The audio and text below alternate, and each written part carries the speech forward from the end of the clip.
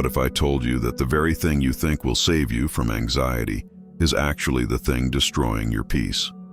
Right now, thousands of thoughts are racing through your mind, replaying conversations from last week, rehearsing arguments that will never happen, building catastrophic scenarios about tomorrow. You think if you just analyze it one more time, you'll find the answer. But here's what the ancient Stoics discovered 2,000 years ago and what neuroscience confirms today. Overthinking isn't problem solving, it's self-sabotage. And by the end of this video, you'll learn the exact method Marcus Aurelius used to command his mind in the chaos of leading an empire, a method so powerful it can silence your mental noise in minutes. Your mind is the only territory you truly control. Master it, or it will master you. Let me paint you a picture you know too well. You send a text message and don't get an immediate response.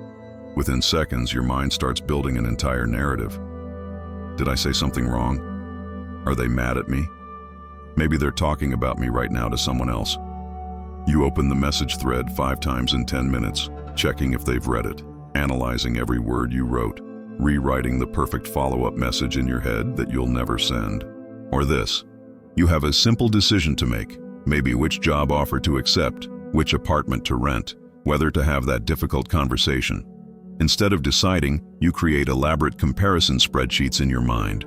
You list pros and cons at 3 in the morning. You ask 17 different people for their opinion, and each new perspective adds another layer of confusion.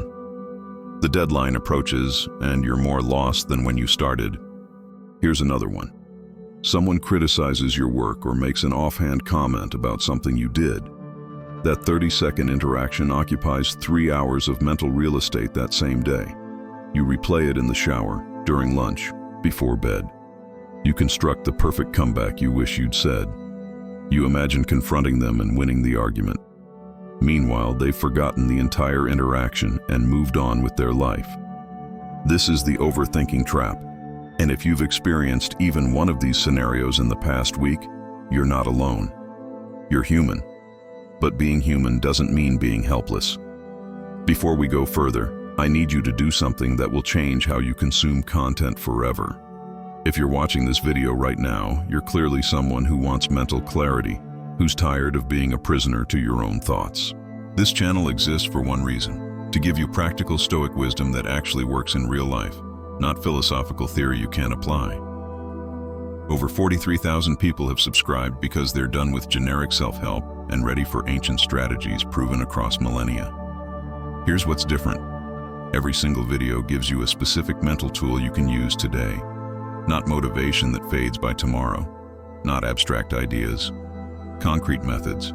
So if that sounds like what you need, hit that subscribe button right now. Because what's coming next in this video will require you to challenge everything you think you know about how your mind works. And trust me, you'll want these tools in your arsenal moving forward.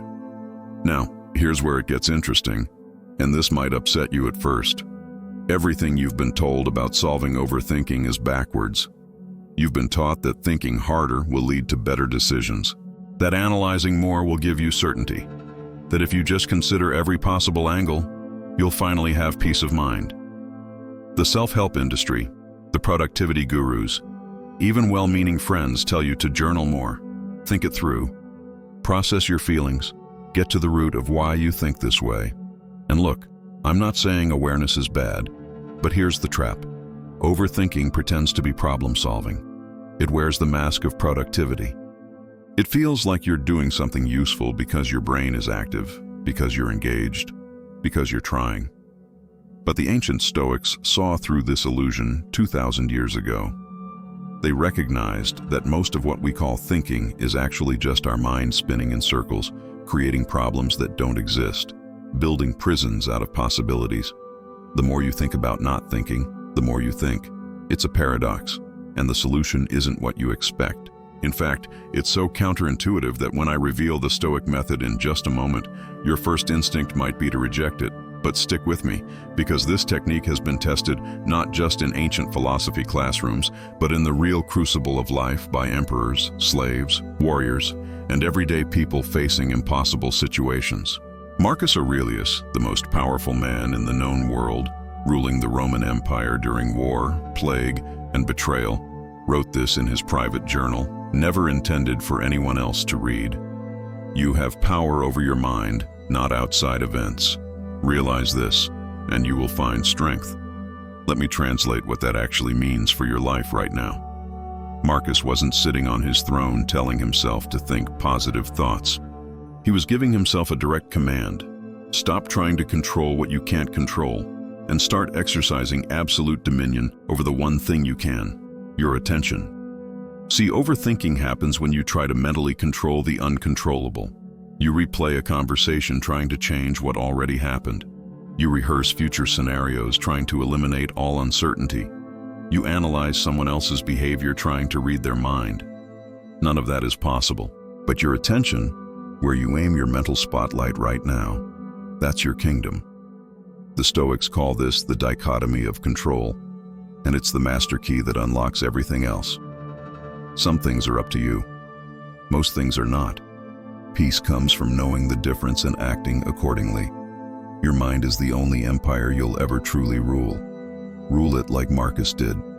Close your eyes for just 10 seconds after this sentence and imagine this scene. You're in the exact situation that usually triggers your overthinking. Maybe it's right before a difficult meeting. Maybe it's after someone didn't respond to your message. Maybe it's when you're lying in bed and your mind typically starts racing. But this time, something is different. This time, you notice the first thought arrive. You see it clearly, like a cloud passing through the sky of your awareness. And instead of grabbing onto it, instead of following it down the rabbit hole, instead of letting it multiply into 17 related thoughts, you simply observe it. You don't judge it as good or bad. You don't try to push it away. You definitely don't engage with it. You just watch it. And here's what happens next. The thought passes. Another one comes. You observe that one too. It passes. Your body is calm. Your breathing is steady. And you realize something profound. You are not your thoughts. You are the awareness observing your thoughts. The meeting happens, and you're fully present, responding to what's actually occurring rather than the catastrophic scenario you would have created. The person responds to your message 3 hours later with a normal reply, and you haven't wasted those 3 hours in mental torture. You lie in bed, thoughts come, you observe them, and you fall asleep within minutes because you didn't give those thoughts the energy they needed to multiply. This isn't fantasy. This is what mental freedom actually looks like. And the Stoics figured out how to make this your default state. Let me explain why this works at a neurological level, because understanding the mechanism makes the practice powerful. When you overthink, you're stuck in what psychologists call a rumination loop. Your brain perceives a threat, could be social, professional, financial, and it activates your anxiety response. That anxiety feels bad, so your brain does what it thinks will help. It tries to think its way out. But here's the problem. Each time you engage with an anxious thought, each time you try to solve it mentally, you're actually reinforcing the neural pathway that created the thought. You're teaching your brain that this thought is important, that it deserves attention, that it's a real threat. So your brain, trying to protect you, generates more of these thoughts. It's not trying to torture you, it's trying to save you, but it's using a broken strategy. The Stoic practice of observing without engaging does something radically different. When you notice a thought but don't react to it, you're breaking the reinforcement cycle. You're teaching your brain, through direct experience, that this thought doesn't require action. It's not a real threat. And here's what's brilliant about this. Your brain learns faster from what you do than from what you tell yourself. You can say, "I shouldn't worry about this," 1,000 times, and it does nothing. But when you observe a worrying thought and nothing bad happens, your brain starts to recalibrate. Over time, those thoughts lose their power because they're not getting the reaction they're designed to provoke. This isn't passivity. This is strategic non-reaction, and it's one of the most active, powerful things you can do. Now, some of you might be thinking, but what if the thought is important? What if I'm dismissing something that actually needs attention? Great question. And that tension is exactly what makes great comments, so drop your perspective below. But here's the Stoic answer. Truly important thoughts don't need your anxious energy. They need your calm action. You want to know what this looks like in a real life? Let me tell you about Sarah. Not her real name, but her story is completely real. Sarah is a project manager at a tech company, and 6 months ago she was on the edge of burnout. Not because her job was impossibly hard, but because she spent more energy overthinking about work than actually working. Every email she sent required 30 minutes of drafting, editing, and anxiety. Every meeting she attended was followed by 2 hours of mental replay. Did I sound stupid? Did I talk too much? What did that look mean? Her performance reviews were good, but she was exhausted. Then she discovered Stoic philosophy and started practicing what I'm teaching you today. Within 3 weeks, measurable changes. Her time spent on emails dropped by 60% because she stopped trying to craft the perfect message and started focusing on clear communication. Her post-meeting anxiety disappeared because she trained herself to observe the thoughts without engaging. Here's what she told me. I realized I was living in a simulation of my life rather than my actual life. I was so busy managing how I thought people perceived me that I wasn't present for what was actually happening. 6 months later, she got promoted. Not because she became a better worker, she was always good at her job, but because she stopped wasting cognitive resources on mental noise and channeled that energy into actual output. This is available to you. The Stoics weren't superhuman. They just had better mental operating systems. Now let me give you the practical method. This is what you came for, and I'm going to break it down into 4 clear steps you can start using today. Pay close attention, because each step builds on the last, and skipping one will undermine the entire process. Step 1. Name the pattern. The moment you notice yourself spiraling into overthinking, mentally say to yourself, I'm overthinking right now. That's it. Just name it. Don't judge it. Don't try to stop it yet. Just identify it clearly. This creates what psychologists call metacognition, thinking about your thinking. And the Stoics understood that you cannot change what you cannot see. Most people are so identified with their thoughts that they don't realize they're thinking. They believe they are their thoughts. Naming the pattern creates distance. It puts you in the observer position. You're not the storm. You're the person watching the storm. Practice this relentlessly for the next 3 days. Every time you catch yourself replaying a conversation, worrying about tomorrow, analyzing someone's behavior, just mentally note, I'm overthinking right now. No self-criticism. No trying to fix it. Just awareness. This alone will reduce your overthinking by 30% because you're interrupting the automatic pattern. But we're just getting started. Step 2. Apply the dichotomy of control. Once you've named the overthinking, immediately ask yourself this question. Is this within my control right now? And be ruthlessly honest. Can you control what that person thinks of you? No. Can you control what happened yesterday? No. Can you control every possible outcome tomorrow? No. Can you control whether you get that job, whether they text you back, whether your investment succeeds, whether people like your work? No, no, no, no. Here's what you can control. Your actions right now, your responses, your effort, your integrity, your attention. That's it. That's the list. The Stoics spent centuries refining this insight, and it's brutally liberating. 90% of your overthinking is about things you cannot control, and every second you spend mentally trying to control the uncontrollable is a second stolen from exercising actual control over your controllable domain. So, when you identify overthinking, ask the control question. If it's outside your control, and most of it will be, you have a Stoic obligation to release it. Not because you don't care, but because caring about things you can't control is the definition of suffering. Here's how you release it, which brings us to step 3. Step 3. Redirect to present action. This is where most people fail because they think releasing means just letting go and thinking about something else. But the mind doesn't work that way. It needs something to do. The Stoic solution is elegant. Redirect your attention to the smallest controllable action available right now. If you're overthinking a presentation you have to give next week, the controllable action isn't mentally rehearsing it 50 times. It's opening your laptop and working on one slide right now. If you're overthinking a relationship issue, the controllable action isn't imagining the perfect conversation. It's deciding whether you're going to initiate that conversation today or not, and then doing it or deliberately choosing not to. If you're overthinking a decision, the controllable action is setting a deadline for that decision and gathering one specific piece of information that will actually inform it. See the pattern?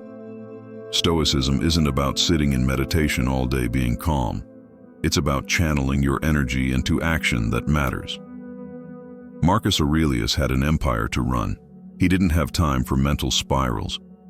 Every time his mind started to wander into worry, he asked himself, "What's the next right action?" And he did it. This is how you reclaim your mental energy. You don't fight overthinking with more thinking. You replace it with aligned action. And here's the beautiful part. Taking action, even small action, sends a signal to your brain that you're handling the situation. Your anxiety decreases naturally because your nervous system recognizes competence in motion. Step 4. Practice preemptive acceptance. This is the advanced Stoic technique that prevents overthinking before it starts. Every morning, before you check your phone, before you start your day, spend 60 seconds on this practice. Think about something that could go wrong today. Maybe a meeting could go badly. Maybe someone could reject you. Maybe you could make a mistake. Now, instead of trying to prevent it mentally, accept that it could happen and decide how you'll respond with Stoic virtue if it does. The Stoics called this negative visualization, and it sounds depressing, but it's actually liberating. When you preemptively accept the worst-case scenario and plan your virtuous response, that scenario loses its power to trigger overthinking later, because you've already processed it. You've already decided that even if it happens, you'll maintain your character, your calm, your integrity. Most overthinking is fueled by the illusion that you can prevent all negative outcomes if you just worry enough. Preemptive acceptance shatters that illusion. It says, bad things might happen. I can't control that, but I can control who I am in response, and that's enough. Epictetus, who was born a slave and became one of history's greatest philosophers, taught his students, don't hope that events will turn out the way you want. Welcome events in whichever way they happen, and you will go on well. This isn't pessimism. This is the ultimate optimism because it makes you unbreakable. When you've already accepted the worst and planned your response, reality can't hurt you. It can only meet you where you're already prepared.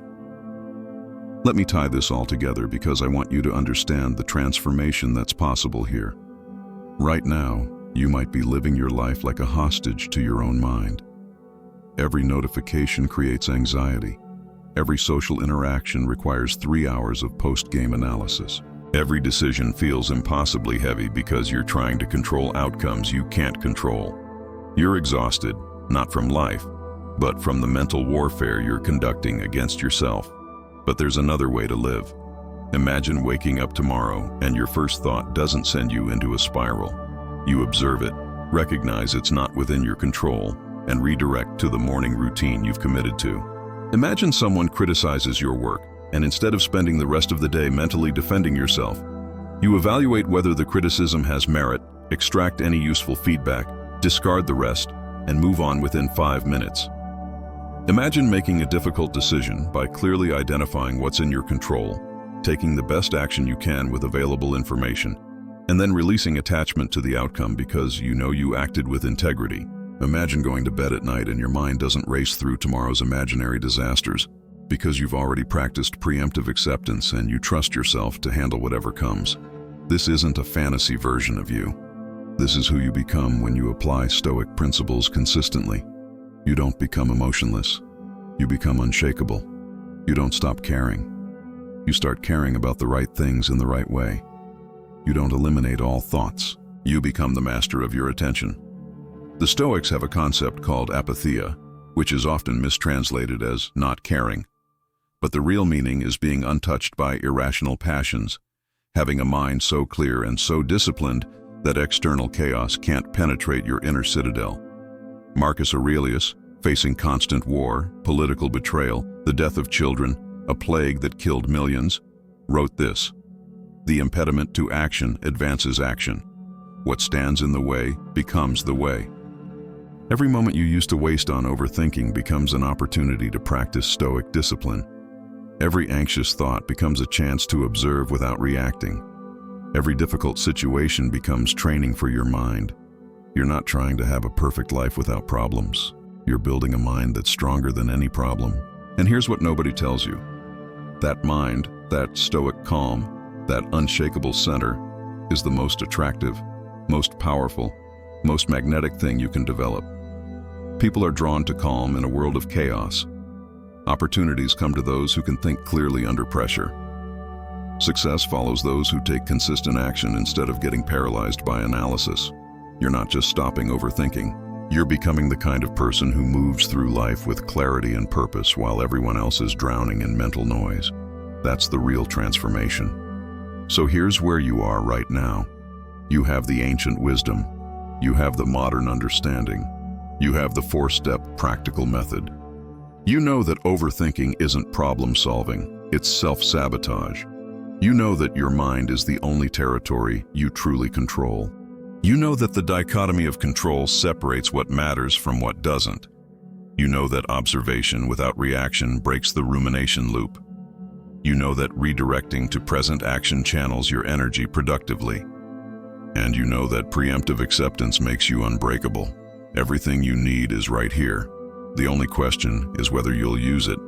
The Stoics believed that philosophy without action is pointless. Knowing the good isn't being good. Understanding the path isn't walking the path.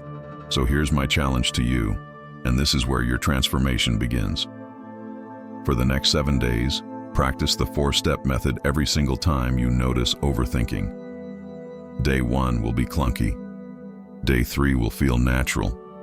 Day 7 will feel like you've had this skill your entire life. And 30 days from now, you won't recognize the person you were when you started this video, because that person was controlled by their thoughts. And the person you're becoming controls their attention, which means they control their life. If this video gave you even one insight that shifted how you see your mind, hit that like button right now so YouTube shows this to someone else who's trapped in overthinking. Subscribe to this channel because we're building a community of modern Stoics who refuse to be victims of their own thoughts. And here's what I want you to comment below, just one sentence. The insight that hit me hardest was, and complete it. Tell me which part of this video made you see overthinking differently. Was it the dichotomy of control? Was it understanding that non-reaction isn't passivity? Was it realizing you're not your thoughts? Drop it in the comments because your insight might be exactly what someone else needs to hear. Your next video is already queued. I'll see you there. Remember, you have power over your mind. Use it.